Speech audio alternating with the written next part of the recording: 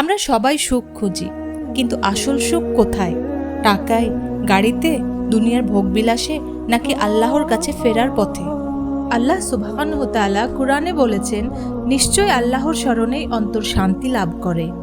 আমরা ভেবে থাকি আরও টাকা এলে সুখী হব, বড় বাড়ি বড় গাড়ি হলে শান্তি পাবো, নাম যশ পেলে আনন্দে থাকব। কিন্তু সত্য হলো, বড় লোকেদের মধ্যেও হতাশা আছে, বিখ্যাত মানুষদের মাঝেও একাকিত্ব আছে। যারা দুনিয়ার সব কিছু পেয়েছে তাদের মধ্যেও কিন্তু অসন্তোষ আছে, কারণ দুনিয়ার সুখ অস্থায়ী, ক্ষণস্থায়ী। আসল প্রশান্তি আসে তখনই যখন আমরা আল্লাহর সাথে সম্পর্ক গড়ি।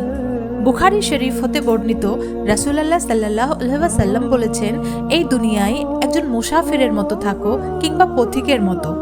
মানে, দুনিয়ার জীবনে আমরা অতিথি, স্থায়ী বাসিন্দা নই।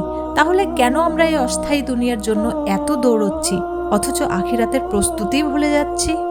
তাহলে আসুন, দুনিয়ার সুখের পেছনে নয়, আসল সুখের পেছনে ছুটি। প্রতিদিন নামাজকে অগ্রাধিকার দিই। নামাজ হলো অন্তরের শান্তি। কুরআনের সাথে সময় কাটাই, কারণ এটা হৃদয়ের আলো। সুন্নাহ সমূহ আমল করি, এটাই আমাদের জন্য নিরাপত্তা।